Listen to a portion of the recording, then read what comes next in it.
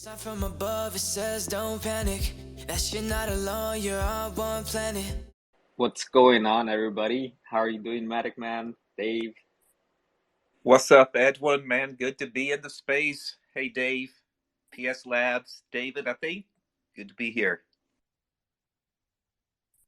Evening, guys. It's evening for me anyway. Fully dark, fully cold, and apparently it's we're going to get a lot of snow. But I live near the coast, so hopefully not too badly affected. Really good, Edwin, Tony. Great to hear from you guys. It's actually 3 a.m. here, so I've definitely got the energy drink here beside me. Oh, damn, you. So, I love your commitment. And that's what David had to do for our last Twitter Yeah. space. Wait, where are you? If it's 3 a.m., you must be in like South Korea. I'm actually in Beijing. Oh, I've been here damn. been here for 7 years, but getting ready in 3 weeks to move back to the States.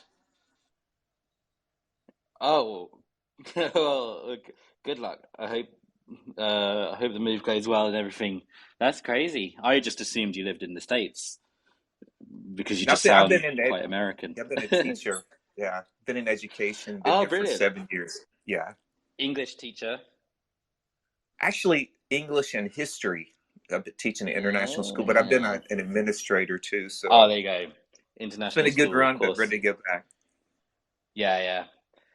Well, no, that's super interesting. I come from like a family of just all teachers, and it's just like half of them just had full mental breakdowns during COVID because teachers just got treated so badly during the whole time. Anyway, I hope it all good. I hope you are fine in China, and I hope your move goes well, man. Yeah, Hello, appreciate David. it. David Swinbank. I think have we met before? I think we might have come across each other on Spaces in the past, but I imagine it would have been one of OnePlanet Spaces if we did. Yeah, I recognize your voice. But anyway, yeah, thank you for today in this space. David, I wanted to just check, are we having any more of your team members join us today? I asked Raf to come along. Tom Payton, unfortunately, I'm going to message him now, see if we can get him in. But he has a child. He recently just had a new baby boy, so I haven't really been pushing him to do anything, to be honest. But I'm gonna just drop it. I'm just more of just like leaving him cues of like, it will be nice if you can come. Got it. Yeah. I mean, with a kid, your schedule is all over the place, I'm sure. You know what's interesting? I was watching some YouTube shorts, and there was this guy, Huberman is his last name, but I've been seeing him pop up a lot more recently. He was talking about how men, when they just have kids, men are also gaining fat. Like their body releases some type of hormone to help them physically, because the body knows that it's going to have a crazy schedule and not really focusing on themselves too much. Is that true? I don't know, man. I was like, whoa, that's crazy. But there's Who's that this term. guy? Like, I was just gonna say, is this guy like an actual medical professional, or is he like a YouTube doctor? Well, that's a good question. I think he's an actual doctor. I've been seeing him. I saw him on like I think he was talking to Joe Rogan or something, or I forgot. But anyways, you mentioned right now, him having a baby. So I was just like, I the was dad worried bod, actually you were gonna say, yeah. I mean, like I've already got a dad bod, so I'm not looking forward to having a kid. This is gonna be like dad bod squared. I've been like working my ass off to like try just burn off all this fat I've like paid for and spent all this time eating. Anyway, I thought you were actually going to bring up my little brother when you said you're watching YouTube shorts, because my little brother over COVID became really famous on TikTok and YouTube, just making Korean food. So I was like really worried that you're gonna be like, I saw this guy with your same last name. But anyway, yeah, I'm sure you'll come across him eventually. That's cool, man. That's awesome to hear. Yeah, it's a good time right now, right, to dive into content creation if that's something that you're interested in. There's a lot of opportunities there. So Yeah, let I mean, he did, especially in COVID. I think like Twitter really took off. But I'll hand it over to you now, and you go for it, dude. yeah, man, let's do this. We got a good amount of listeners here, and I know that the Rec Gang is having their own Twitter space right now. So I'm sure they're having fun over there. But I wanted to just share a little bit of the agenda and then we'll get started. So, the goal with this Twitter space, from idea to launchpad, is to dive in and focus on you right now, right? PS Labs, and hear more about your story, how you got started, and obviously we want to know more about the Polygon Citizens, your collection that will be launching in a day pretty much, right? On the 17th with OnePlanet and our launchpad. And so we got Dave here, who is very well known around the Polygon community and talking to founders. And so we kind of just let him interview you, right, and get to know you and your project and your team. And then we let listeners come up and ask questions as well if they have some.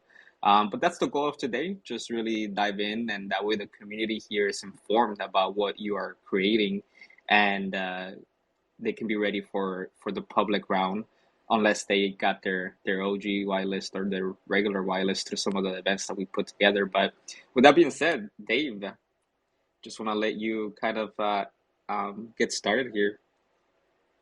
Yeah, thank you very much. I mean, I really like doing these, and it's great to meet, at the moment, the projects that have come over from Terra with you guys, and get a better understanding of who's coming to the Polygon ecosystem and what they're offering. Just quickly, anyone in the room before we start, this room's at the top. Any retweets would be massively appreciated. And then PS Labs, I don't know if you want me to call you PS Labs or something else, but I've popped your pinned tweet at the top. If there's any other tweets that you want to share as we go through, feel free. Thank you. PS Labs is fine. My name is also David, so I think it's easier if you call me PS Labs.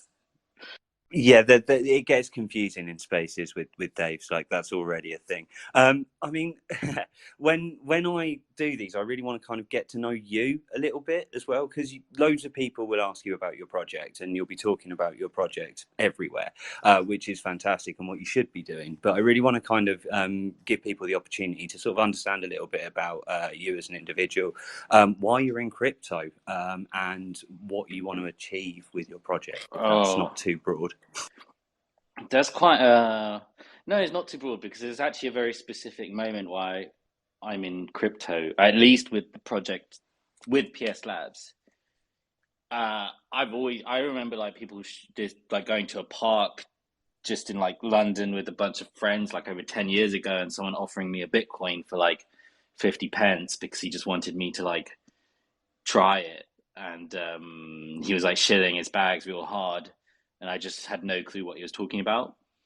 And so then like years later go by, I'm watching it, reading news, but I'm a student. I like can't afford anything, I would like to buy even ETH at like $10-$20. I didn't even have the money to buy any of that. But I had a brother-in-law who's like a German.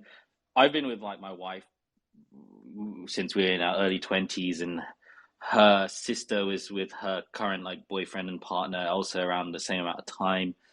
And so I was like, we'd all hang out as like sort of all four together as couples, and he was like mining Ethereum in his bathroom, like 1 ETH like every day. Just had like computers set up as like mining rigs in different places. And he was like telling me, David, you got to buy it. You got to like, I think obviously we're all in crypto. We all know these people. And I was like, I was like, I'd love to, dude, but I am just poor as fuck, and I can't afford to spend it. Even if I spent money on this, I'd be taking that money out like literally within a few days to like buy the things I need. Anyway, that's like first interactions with it, right? And then like I just watching it in the news. Then like my best friend from school, best mate ever, do everything together. He got onto he got involved with a company called Foundation. And so he's the very, very first hire for a marketplace on Ethereum called Foundation.app. And I hang out with him like every single day. So he was like, especially during the first bull run for NFTs, it was like I've never seen anyone like so involved in their work, so passionate. And then like just he said it was like a house on fire, and like just the demand and everyone going crazy, and the amount of money is crazy, and just trying to keep the whole thing going. And I was like so excited. I just can't wait to see him again so that I can like find out more about like how his work is going. And then like for me that was the real moment where, because you know ETH and Bitcoin is one thing, but NFTs was the first. My background is totally content creation. I've always created content since I was like 17 for my entire professional life. So as soon as NFTs came along, that was like finally like an element, like that's a part of crypto I can actually interact with without being like a total novice. And yeah, and then like, it was really attractive to me, so I like kept a close eye on that. Did some like small one-of-one stuff with Foundation when that was going, and then like I didn't really get much traction with that because I was just doing photography and I didn't really know the whole crypto Twitter game and community aspects of like how important that is. So yeah, it kind of like dropped off. I just went back to doing my normal content, like creative work, as like working in London and stuff like that. But then January of 2022, so just like last year, my father-in-law like passed away, and then I went to I had to go to Germany for his funeral, and we spent a 2-week period living in his apartment in quarantine because Germany was being quarantined. While before we could even go to the funeral. So during that time I was like just really got my head into like just online tutorials on like AI and different sort, like back then it was like so basic like actually what the AI could do, but even it was amazing even back then, but compared to what it can do now is crazy. So yeah, I just like taught myself the fundamentals of like all this AI art. And after the 2 weeks of being in quarantine, I knew what I was doing. And 1 month after that, I had like a full 5,000 piece collection, which is like now the X collection, which we dropped on Terra in sort of late February 24th. And that's how PS Labs started. It was just like me making this thing in like my stepfather's apartment because I couldn't do anything else, and like maybe I have to add on top of this is like I run studios and businesses in London, and they were all like after 2 years of COVID problems, basically were having financial problems. So I needed to like create something. I need to pull something out my ass, and like it had to like prop up like all this stuff. And so that's exactly what with all that pressure, I like produced the X collection, and it just saved everything. And like now all the business is going fine. So that's like, you know, nothing to worry about. But yeah, that's how it all started. Just coming to Terra. And I've got to actually add one more thing. You know that brother-in-law or that I said was mining ETH in his bathroom. When I was in Germany, I was learning the AI stuff. When I came out of quarantine, he's like, David, you need to release this on Terra. And I was like, I have no clue what you're talking about, but I'll do exactly what you say. And I did exactly what he said, and he was totally correct. Like it was, you know, I couldn't have asked for like a better start into sort of the crypto world. And yeah, from this day I still just listen to what that guy says, because he's just a super like OG crypto dude who, I mean, he's younger than me and he's retired, so I'm like, yeah, just do. He knows what he's talking about. So, anyway, that's the background there. I've just, in case like I got but Tom Payton should be in the room, I think. So if he's asked to come up onto the stage, he's been working very closely with me on the current collection. He's the guy I said had just has a kid, so he's been very difficult to get hold of, but he's here now. So if he comes up, just let him up. Anyway, sorry, man. David, back to you. I hope I answered the question. No, I personally, for me, you did. I could hear like the excitement in your voice as you were talking about your introduction. By the way, Tom, hit the request button if you're free. But you know, like as you found your introduction to crypto, I could hear kind of like the emotions of your journey. So like that's what I was looking for, David. Oh no, well, yeah, the whole thing. You know what is even heightened. Even right now, it's super heightened because we're making like another major move into Polygon. It seems like it's going to be very well received, and I think it's very hard as like a creator to not be, and I've created like a lot of stuff throughout my whole life, and um, it's like a very cathartic feeling when you make something and it's out, and people like it or don't like it, or they buy it or don't buy it. And it's an experience that you can't get really from anywhere else. And I know this experience well. I still get it all the time. And as I've got older, less so. I feel it like less so, but I'm definitely feeling it very strong over the past few days. I think this space is so exciting as well all the time, even when it's maybe not going the way you want it to. Things aren't quite happening as expected. There's still so much going on, and so many silver linings behind the clouds. I'm really excited this year for Polygon for a lot of reasons. But you kind of mentioned a couple of things, and I think it's like going to be a really good way to introduce people that don't know about PS Labs to the project.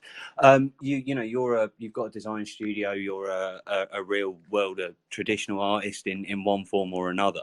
How does that match up with your goals for PS Labs and like the integration between the digital and physical world? And has that helped with like the cross-chain abilities of PS Labs as well, do you think? So creating the art has never, basically, yes. Like, I think over the time from creating so much stuff, my background is in photography, and specifically fashion photography, commercial photography. I've worked with like Adidas, Benetton, Valentino, like just I've worked with like loads and loads of major brands. So like they trust me to create things that sort of resonate with people. So the real difficulty was to try to do that within like AI art, because it was just it's a totally new medium. But off the back of all the photography I do, we also run studios in Wimbledon. So other than making art, we service artists all day. Like we have like 2,000 or 3,000 photographers and filmmakers in London that are our customers and clients, and we service them day in, day out, every day for years. And so I think that was like really good training for like, you have like crypto communities, but I think like treating the customer service really as like customer service, and like troubleshooting people's problems, and giving people like refunds when they're like or like dealing with like when someone's unhappy, to make sure they're like properly compensated for wrongdoings and stuff like that. And just that whole side of things, I think I would have crumbled very quickly if I didn't have that experience. And on the other side is, we have serviced creatives for years, and I think the lab, even though we're here today to talk about the Citizens, what we originally launched on Terra was the lab, which is like we are letting people, we're just making the AI tooling like accessible and we're minting it as NFTs for them. And in some way, it's just like servicing artists again. So as someone who just kind of like not only has to produce art, but like deals with artists and make sure they got everything they need, and we get all the things that they need so that they're happy. I think that like that sort of comes into it all as well, just like making sure that people, while they're doing their art, they got like everything they need to do it. And we continue to try to do that. I think like it's very tough in the really fast moving world of like AI and Web3, but especially I have like zero background in both of those things prior to 2022. So, but yeah, we're doing it, and I think we're doing well, but I know we can do better.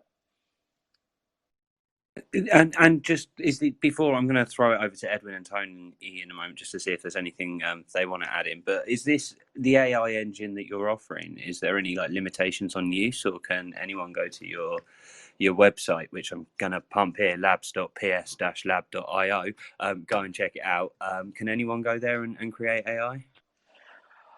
No, you need it. It's token gated, so you do need to go buy the original X collection, which we do have plans for Polygon. It's all in due course, and it's not like actually the lab is lots and lots of different AI models. It's not just one. Really, what the lab is like we just keep a really close eye on all of the latest AI technology that comes out, and so into this next year, we're hoping it's like music and 3D models and stuff like that. But we just like look at what's good, we then optimize it, and then we like release it as a service. So currently, I think we have about 7 or 8 services, AI generative art services on the lab. And that is kind of like actually like I think everyone on Polygon's just seen the Citizens, but the real heart of the real sort of day-to-day heart of PS Labs is like the lab and the rendering services and stuff like that. But the Citizens is sort of like our flagship PFP project, where we can show everyone like how good, like what we can do and how good we are at what we do. Because the lab is like, as I said, like servicing creatives and like trying to make sure they can do all the things they want to do. But the Citizens project, which we are just about to release, that is like that's totally done by us. And even members of our own team didn't see the collection until like only a week ago. And I'm actually having to deal with people in our own team asking if they can keep the rarest NFTs. I'm like, absolutely not. You can go on the marketplace and bid on it. Like, I don't want to deal with that, like, that FUD. No, makes complete sense. I'm going to see if there's anything. I don't know if Tony's with us or if he's struggling like with connection, but I'm going to see if Edwin's got anything to add. First of all, PS Labs. Yeah.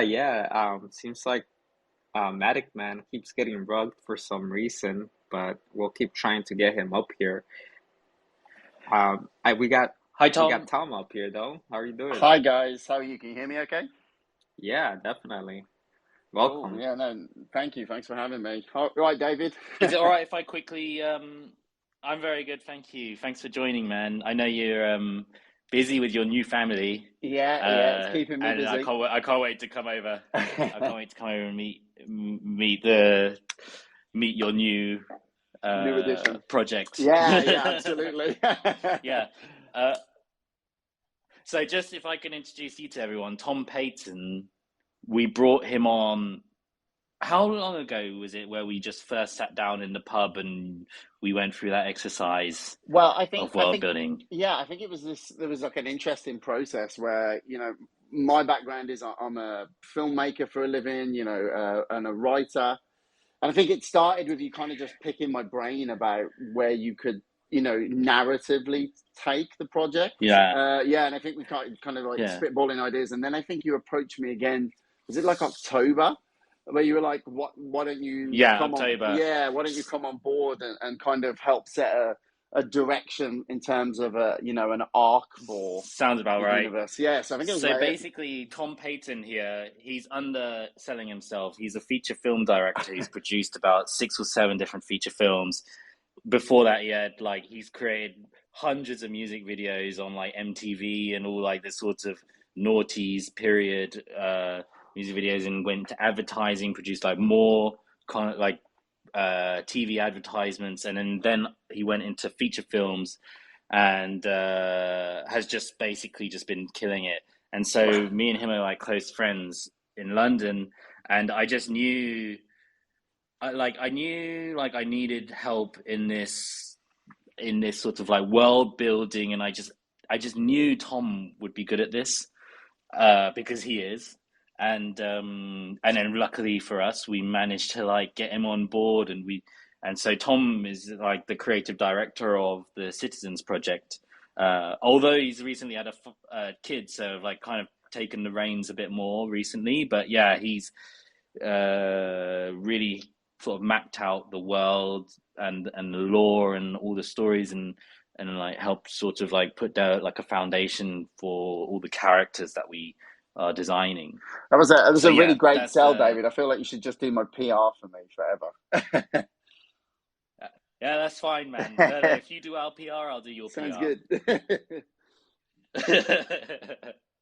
But I was I don't know, Tom. I'll leave it over to you to just, I guess it's like interesting for you to talk about the first experience coming into the sort of Citizens project and Web3 in particular, because you had nothing to do with NFTs before this, right? No. So I mean, I've been fascinated with the AI space for quite a long time, and you know, I think I watched like a short film back in like 2016 that had been written by, you know, feeding 50 scripts to a chatbot. So there was a bit of me that kind of always knew AI was going to be an integral part of creating art in general. But in terms of the NFT space, this is my first experience in, and it's kind of been interesting. You know, from the film world, we kind of watch Web3, you know, with envious eyes, because there's a lot of money floating around in the space, and there's a lot of creative freedom that you don't necessarily get within the film world, where, you know, you're dealing with like a 100-year-old rigid structure of how you get stuff done and how you tell stories. So it was really interesting to sort of, when we first sat down, you know, and I've known David for a long time, and I know his kind of love for things like Lord of the Rings and you know, universes like the Dune universe and stuff, and so I could kind of see where his vision for Citizens was going. But, you know, David is like, I hope you don't mind me saying, man, but you're like a million miles an hour guy. You know, he's that guy with, you know, every time you come up with one idea, he's got 10 already. And the thing with storytelling is sometimes it's good to kind of bring that focus to it. So that was kind of what I saw my role in joining the project, was to kind of lay these kind of set foundations for the stories that David could then go off and creatively go in any direction that he wants, but it's kind of all built on like a solid foundation story wise, you know.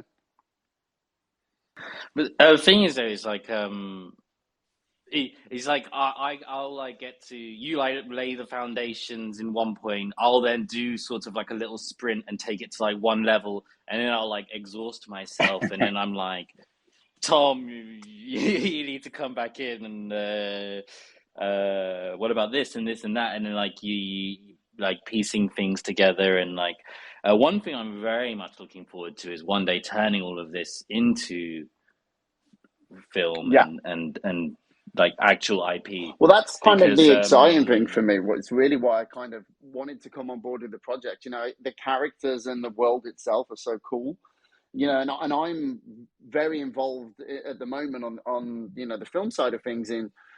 We're making a lot of stuff inside Unreal Engine and using artificial intelligence for texturing and character building, and you know, it was kind of me looking at this project and going, actually, from a filmmaking perspective, there's so much potential to tell really cool stories using that tech that, you know, I'm kind of plugging in on the film stuff, and I think David's vision for where he wants to take this kind of melds really well with it. That's why I'm like, just that exactly. I'm just like, as I know you've like really gone down the rabbit hole with all of this stuff, and so I've just been like just like you go, Tom, and just like learn how to do it, and then like one day we're gonna like drop this stuff into like with it all. But this is why I don't make roadmaps. I've learned to like not make roadmaps with our projects because it's impossible to like say whether these things are even possible in like the next like half year or year.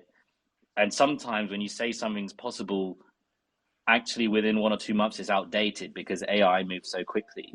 So that like a roadmap you've made for the entire year is totally obsolete after like one release of one software, and you're like, God damn, they've rugged us. We need to like redesign the entire roadmap. So I've like learned to like not design roadmaps and to just wait until the technology comes along to facilitate like cool new stuff. And that's like the most exciting and best part about like what we're doing with AI and NFTs and all of these things. Yeah, I fully agree. I mean, sorry, me and it's Tom kind of totally just took over the conversation there. I mean, it's up to you guys. You guys carry on talking. We've got some questions to try and, promote your Polygon No. Citizens. Let's chuck in some It's up questions. to Now you guys. Tom's here. questions are good. Now Tom's in here. Let's chuck in the questions. Let's go. I just want to see if Edwin wanted to add anything before we moved on, PS Labs. And it's nice to meet you, Tom. And yeah, Nice to meet you too, man. Just a little joke. We've got about half hour left, guys. So any retweets now will get people coming in to hear about Polygon Citizens. And if you want to come up and ask questions, we want to keep this moving for that reason, so that if there are any questions from anyone, we've got a bit of time to hit that up as well. But over to Edwin quickly, and then we'll get into the Polygon Citizens section of this.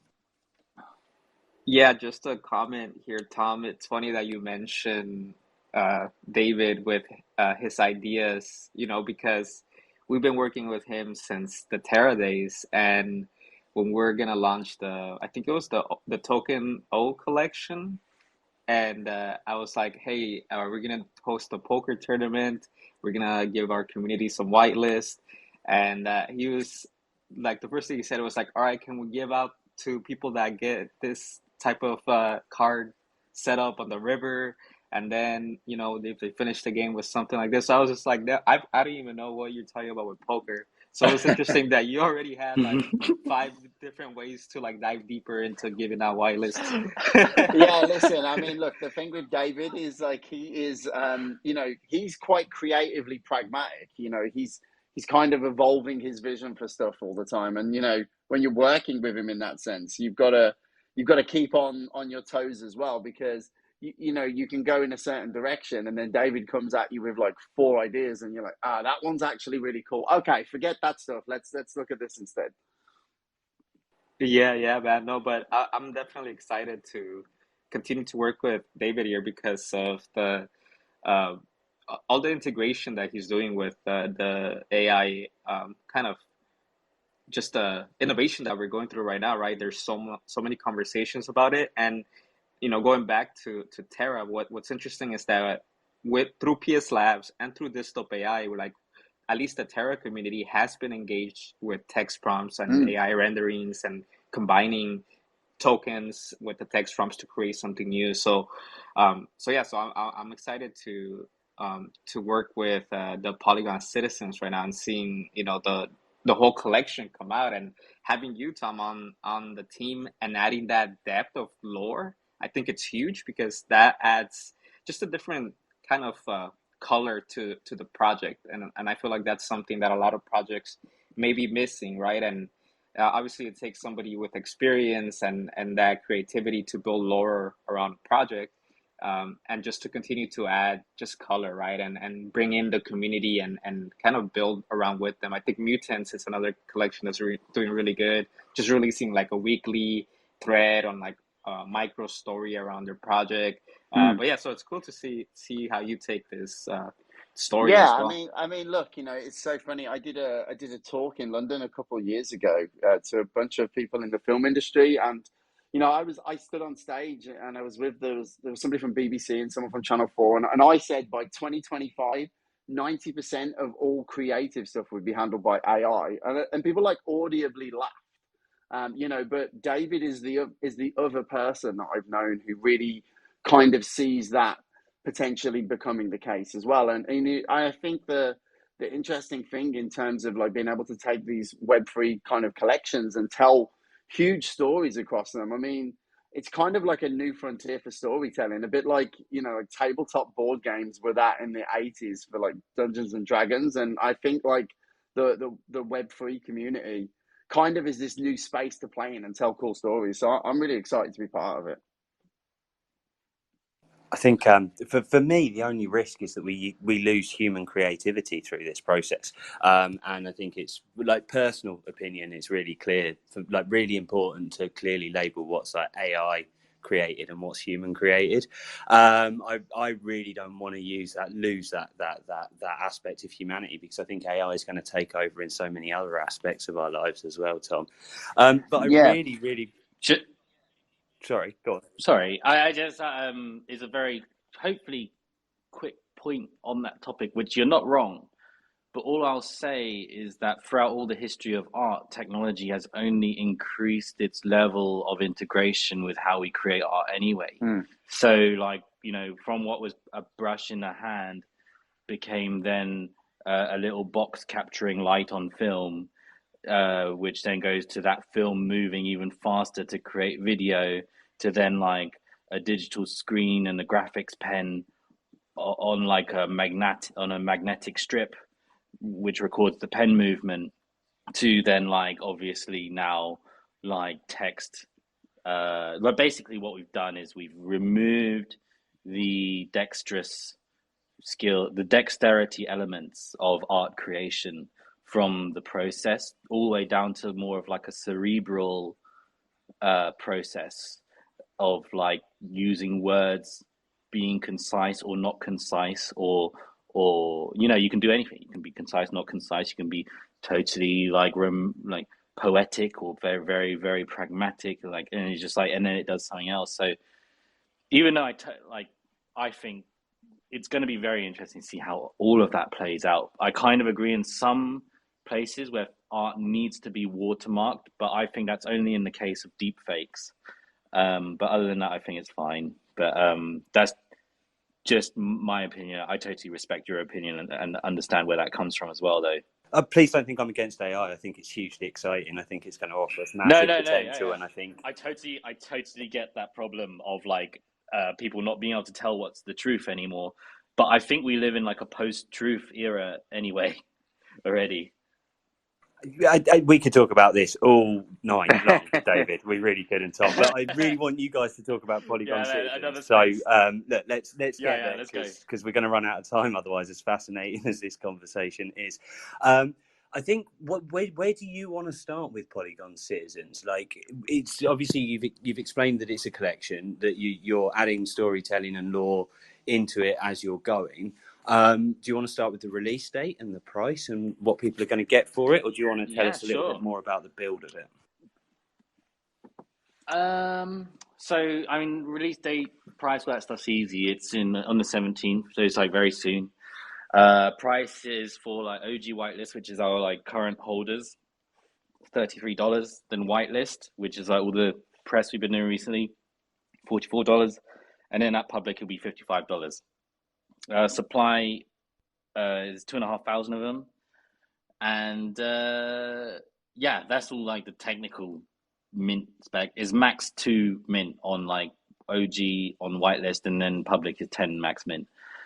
In terms of like the build of the project, it's been rebuilt over 4 or 5 times now. We have like, there's not a single character in the collection as it stands that was there in the beginning. It's been remade over and over and over again, and we've deleted every single character.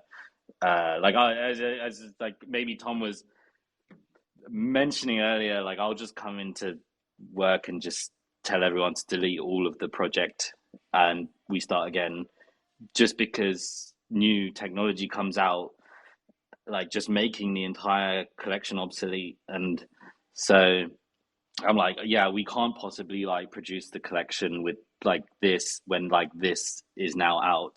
So let's rebuild the whole thing. And that happened like 2 or 3 times during the whole process. But just because the technology came out and changed the way, just because we had to build it using new technology all the time, it actually really helped with you know, getting that story in there and making sure these characters are like meaningful, and like when you look at them, they like act. When you look at them, it tells a story. That's like we actually like managed to get to that level where like I think like in the beginning it didn't quite have that. It felt like all just sets of characters that all had like a trait, and they all had that trait and their sets of those traits, right? But I think what we've achieved with the collection now is like every single character, like they just like you look at them and they like make you laugh, or they look cool, or like they nothing is in there that hasn't passed through like the sort of the chopping board more than like 5 times already.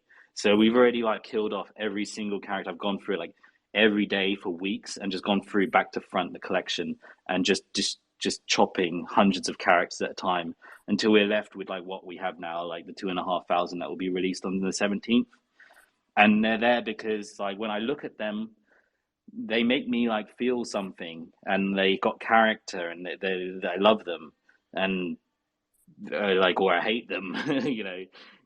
But that's why they're there, and that's like that was the process. It was like for the people working with me in the studio is sometimes there's some heartbreaking days where I like come in and delete half the work, but you know, I think the payoff is there because you know the reactions we've had have been like awesome. I just, and they've only just seen like single characters from the collection. They haven't, no one's seen the full collection yet, so I just can't wait for people to see the whole thing at its entire scale. If something evokes emotion from you, it's likely to evoke emotion from someone else. So that's got to be a good way to go about being selective about your art, wherever it is, whatever format of art you're putting out. So many exciting things in there. You know, it's a PFP project. Have you generated this with traits, or are they more created on a one-of-one basis? So that's a great question. We had to like sort of invent or create an entire workflow. Even from the day one when we started doing AI, we had to create like a vernacular. We had to create a workflow. We had to create like all these processes on like how we work together, and like even data structure and archiving of all the renders, and then like spreadsheets of dealing with thousands of these things and minting all of it at one go into different places. Like we've had to create workflow from day one around all of these things. And so there is trait structure, but they are all one-of-ones. So like they you know, if someone has a trait, it doesn't look exactly the same as the trait of like the other one.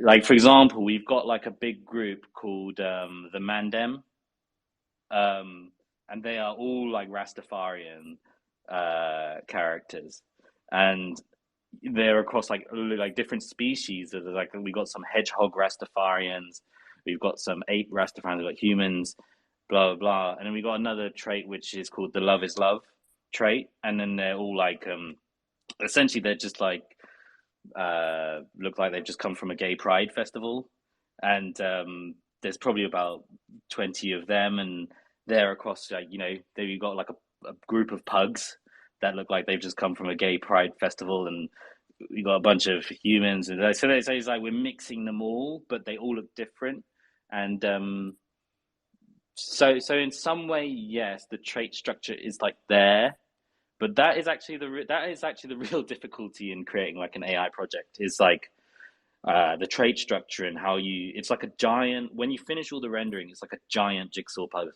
puzzle, and that is actually why we have to delete so much, because it's like things that don't fit into the jigsaw puzzle have to like go, and we need to like fill the empty spaces with characters that like fit the whole puzzle.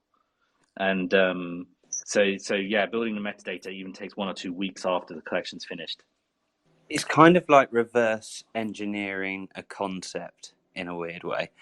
Is like the only kind of, I don't know, analogy or explanation I can fathom from what you said. I've got a couple more questions about the collection. Then we should see if anyone else wants to come up. If Edwin's not got too many questions for you as well. the way I understand it, and this is from Edwin, so thank you, Edwin. But the people that are going to collect are going to have access to tools that you're offering. Are they going to be primarily Polygon based, or are they just going to be kind of like AI based that people can choose what to do with them? We're gonna try to do everything interchain as much as possible. I think that's like, I want people to sort of like remove that idea of Polygon, Stargaze, all that stuff. Just sort of interact in all the different places all at the same time, you know. But essentially, in the beginning, probably not immediately. It might be a while. The reason for that is that we created the Polygon Citizens using like the most recent stuff. And so if we want to do anything that's like significantly better or significantly like feels like an improvement on like what we've just made and gonna release, we probably have to give it like a bit of time for like the technology to vastly improve. And it absolutely will. So there's lots of things we can do very immediately, things we've already done with the Citizens in Stargaze. But honestly, you know, for example, the Citizens in Stargaze released in May, like 2022, and they look like their faces are like very abstract, mushy messes that kind of look cool. But it was like the first PFP project like ever produced by AI, and so they're like they're very abstract, but like people like them a lot. Anyway, like they were produced a long time ago, so now we recently released the utility where we like upgrade them, make them like 10 times better because the technology is 10 times better. And so that's the utility, and they can like choose NFTs from other projects and we'll make versions of that for them. Anyway, that would be like the first sort of idea, to just do the same thing we did with the Stargaze Citizens. But honestly, like, because it wouldn't feel like a significant upgrade at this point, we are looking at sort of how do we make things like sub DAOs very valuable, like not just gimmicky, and like, you know, really looking in on the community building aspects of like all these, like we built so many little sub communities into this collection, that like we've got like a whole group of like chefs, like these little dachshund dogs that are like culinary chefs, and like, so I'm like, we've got all that's like a food for foodies, and like we've got like so many little subcultures in there that I'm like wondering, maybe we just focus in on the sub DAO building and construction, and then like later down the line when AI is on like another tier again, then we'll do something with the actual artwork itself. I'm gonna hold you to a quick answer here. But is there any way for people that buy this collection to get involved with the storytelling aspect of the collection? Yes, it's already happening. We're already taking like people's storytelling and wrapping it up into story and letting them create new characters and stuff like that. So yes. Perfect. Thank you very much. And guys, if you've got any questions, like, hit that mic button. We've got time to have a couple of requests if there are any. I suppose the final thing from me is that, like, you know, like any other business for you, is there anything that you or Tom feel like you haven't said that you want to say, or anything that you want to highlight? And then I'll see if Edwin's got any questions before we see if there's any questions from anyone listening. Tom, I don't know if you've been quiet for a bit. If you want to say anything, Yeah, no, I think I'm just excited about the future of what this is going to grow into over the next year. And like David said, it's, you know, it's a project that has a lot of love and attention in it, and that makes it exciting for me creatively. So I'm just pleased to be on board, really. I'm really excited for it. I know a couple of people that have already pushed making films within NFTs in and around the Polygon space, and obviously don't want to highlight them because this is about you. But as you move towards that, if you're, you know, like, I've got those kind of connects, and I'm more than happy to sort of, you know, push people your way so you can ask questions as you get to that point. But I'm going to go to Edwin. Sure. Tom. Yeah, I mean, this is yeah, sure. Yep. Go ahead, Todd. Finish your thought, and then we'll go to the Knights and Peasants here.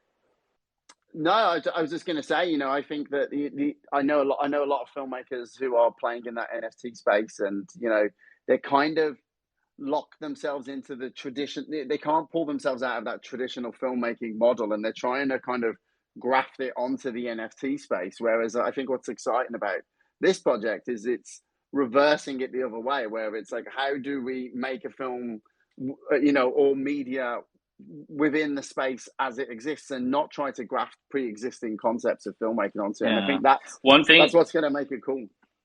One thing I've noticed, the way like most people have approached funding their films through NFTs is like they straight up like release something and say like, this is going to fund our film. This is like some kind of equity in that film kind of thing. Essentially, like what we've done is like we've just created the entire like lore structure and all the characters and everything. And like down the line, we can do all sorts of things with sort of casting calls with these characters and you know, licensing of them and blah blah blah blah. Like I don't know, these are just like ideas, right? Of like all the stuff we can do on top of all this architecture. But go on. The next question. We could stay there all night as well, I'm sure. Edwin, quickly, and then we've got Knights and Peasants up here who'd love to hear from. Yeah, go ahead. Is that fantastic there, Knights and Peasants? Hey guys, yep, it's Jen. First of all, I just wanted to say that I'm really excited for this mint. You guys were my first Terra project, and when Terra went down, I was really gutted to lose everything with you, and then to find out you're still going and coming to Polygon is just, it's so awesome. I'm really stoked for that. Both of my questions are completely self-serving. I'd like to know how rare is the rainbow traits, because I really want them. And also, can you give us some alpha on which are the rarer traits? Okay, no, that's a good question. So the rainbow traits is probably only like 20 to 25 characters. So what's that, like 0.1%? I don't know. You tell me, 1%, 0.1%. It's very late where I am. It's very late where I am. I'm never getting. I'm No. queen of minting commons. You know what? Like all the there are a few commons, but they don't look common. That's what the thing about like the commons, I think, in our collection is. So they don't. Oh, they kind of, some of them do look common. Like we rendered like a whole, like most of them, all the commons, they just look like homeless, like vagrants who just look ragged as hell. And like but in that sense, I like kind of love the way they look. Like they just look like they've been through the shit, and I just love it. Like they've got wonky eyes, they have like no legs, you know, they've got 20 fingers, whatever. Like they're just weird, and so even the commons, I think there's a lot in, even just in the common area, like that you might see something and you'd be like, oh, I really like that. But the rarer traits, I would say, like there's all the royalty ones. There's the blue tigers. There's these blue fire tigers that we made. There's only 2 of them in the entire collection. They're like these. They're part of the feline class and feline race, and there's just 2 of these tigers in there. The rest are like lions and cats, but there's only 2 tigers. We created something called the Diamond Hand Council, which is like a big group of white apes that are just like covered in diamonds, and they are pretty cool. And but there's quite a few of them actually. There's maybe 20 or 30 of them as well. What else is there? Oh, the inked mole rats. So we did a whole group of like mole rats that are like totally tatted up, and they just look ridiculous, to be honest. But like they're hilarious, and they're great, and they're all like some of my favorite characters. We did a whole squadron of sheep, like really elite military sheep. We did like an explorer society. There's 4 giraffes, so there's only 4 giraffes. No, 5. There's 4 adult giraffes in the whole collection. There's 1 baby giraffe. So giraffes are rare. Yeah, there's so many things. I can keep going for like 5-10 minutes, but yeah, there's really a lot of different things in there. Even like there's so many different kinds of things that you might end up getting something that's rare because like everything is like kind of got its own little subcategories everywhere. As I said, it's like a giant jigsaw puzzle. I mean, if you came in on that and it sounded surreal, I mean, I've been listening for the best part of an hour and it sounded quite surreal to me. So that's that's awesome though. Like the kind of what's the right word? The amount of differences that you've got going through there. Like, there's going to be a lot in there to cater to people. And so, sorry, Sean, if I've overtaken. But there's one quick question for me that comes off of that. Do people get to choose, or is it a blind mint? It's random. It's random mint. They won't get to choose. Like our lead developer wanted one of the blue tigers, one of the blue fire tigers, and he said he was getting very upset with me, and I just said absolutely not. Um, and yeah, whoever, I hope he mints it. I hope he mints it. He better get in there with his trigger finger, and I hope he gets it. But yeah, it's all random mint. We're not allocating anything to anyone. And there should, even if we have 100% whitelist mint, there should still be about like 500 or a few hundred left. But obviously, realistically, we would look at about 30% of people in whitelist minting, maybe. So hopefully, there should still be about like half the collection out on for public, and hopefully, we'll sell them all. Who knows? I hope so. Did that answer everything for you? That was great. Thank you. Good luck for your mint. I'm going to be max minting. Yeah, and thank you so much for, oh my God, your help. Yeah, the Knights and Peasants are crazy. And once things die down a bit for us, I would love to just do like a whole screen record of us just playing your game. Um, and just like a sort of a Twitch live stream of just playing Knights and Peasants. Anyway, yeah, we'll catch up on that later. Oh, and then also rendering Knights and Peasants as citizens. That would be cool. You've got to stop saying things that are future possibilities when you get on Spaces, David. Like, your team is not going to like you very much. We've got one more person up here to ask a question. I don't know if it's Raina or Ken or Phoenix, but the guys at the diner are awesome. How are you doing? Hi, it's Raina.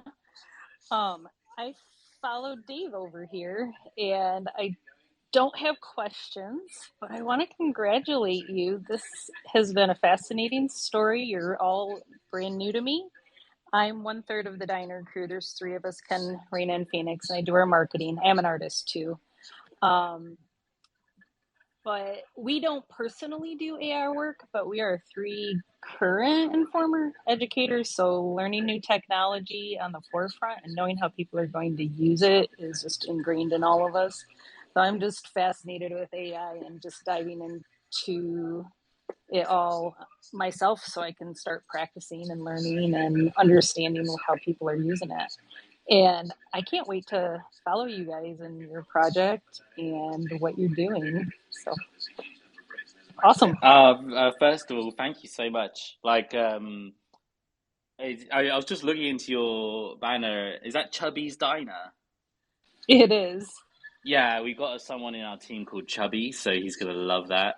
And That's fun. yeah, and also I'm looking for. I can't wait to look into your project as well. And if you ever need anyone to just sort of do a Learn straight from? half hour, exactly straight half hour of like what everything that's happening in AI, I'll so happily just tell everyone what's going on and what's happening next and what happened before and all these things, like because it's great. It's just so exciting, like all the stuff that's going on in this space. So I'd just love to be able to share it with everyone and then if we do that, I want to see what everyone makes.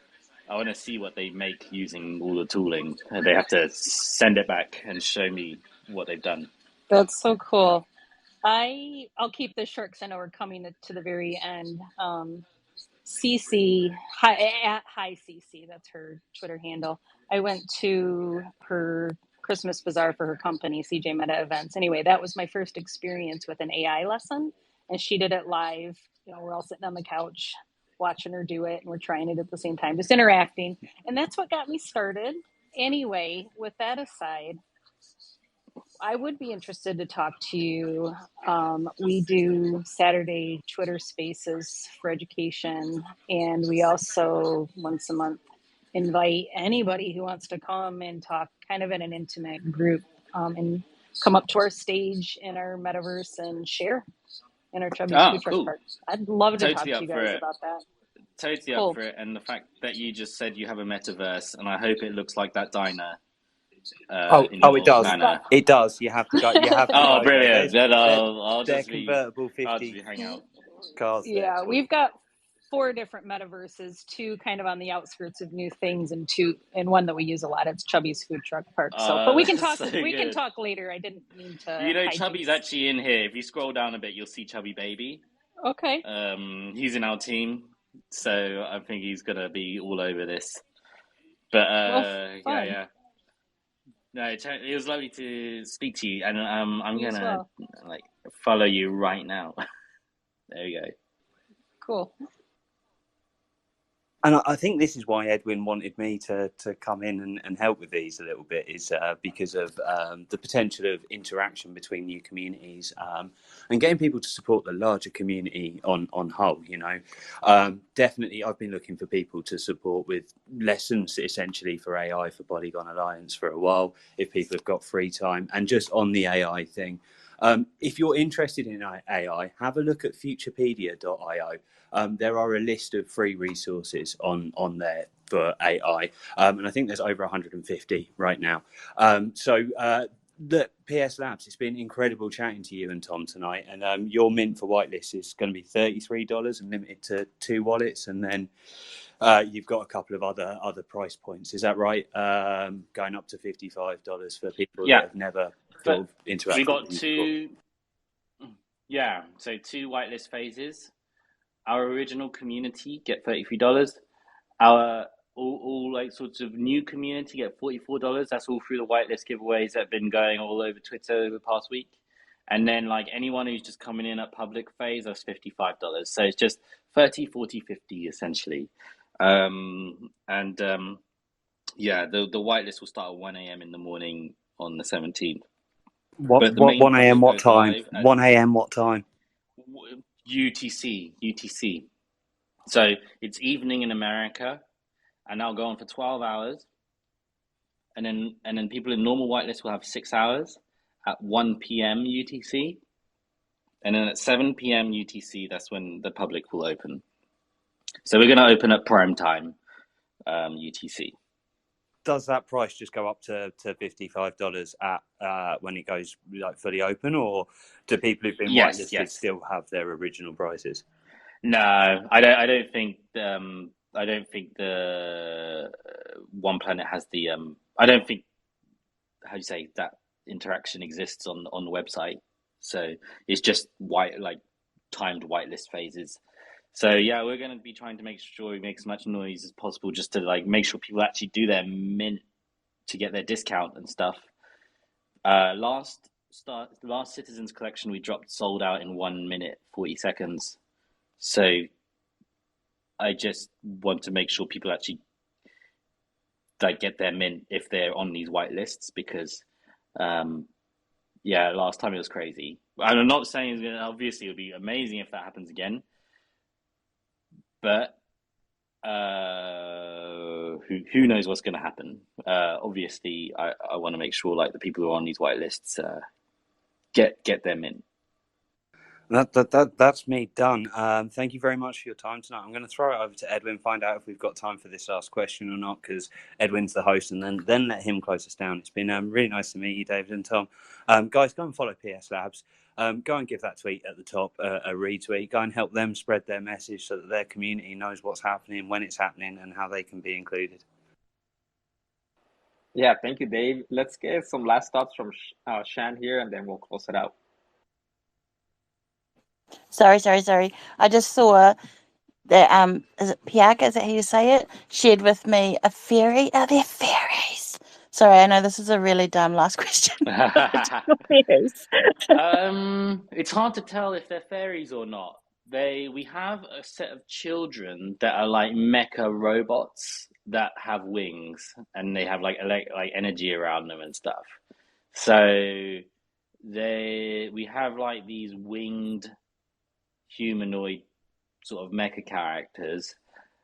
We did have, so as I was saying, like we re-rendered this collection 4 or 5 times. We did have fairies. There was a lot of fairies, but I deleted all of them. And we had like an entire sort of subset of like butterfly alien characters, but they're all gone now. And they've been replaced with like these sort of mecha winged children. So yeah. I mean, they are super rare actually. Like there's only probably 3 of them in the whole collection. Nice, super cool. I'm definitely excited to see the whole collection come out. I know your first Citizen collection had some pretty awesome characters. Like I remember seeing one with like a Elon Musk head, and that seemed to be one of the popular ones. Yeah. So we do have some famous people in this collection. I'm not gonna like, we've deliberately obviously not shared who they are, but we've rendered like some one-of-ones of like real life celebrities into the collection as like different animals. So they were pretty tough to do, but like they're in there, and whoever gets one of those is gonna be like. So the guy who minted Elon Musk was he basically became the boss of Stargaze for his PFP. So I'm not gonna. Everyone will see the characters. I think there's two one-of-ones. I'd say 3, maybe 3, like who are just like real celebrities in real life, and they should hopefully be pretty obvious. And this is the exciting part about the random box and the launchpad and the minting, right? That you get the NFT and you don't know what you're getting, and so that adds to the hype around the project, and especially if you got some cool art or if you're looking forward to specific traits, that's something that Shan has been curious about. Yeah. So that definitely adds a lot of I mean, fun. people are like at the end of the day paying like quite a lot of money for this experience and everything, right? So we just want to make sure that experience is like crazy good, and that like the after effect is really satisfying as well. So yeah. So I mean we're doing our best. There's a lot of great PFP NFT projects, obviously, on all the different chains. So this is our sort of our little hand in all of that.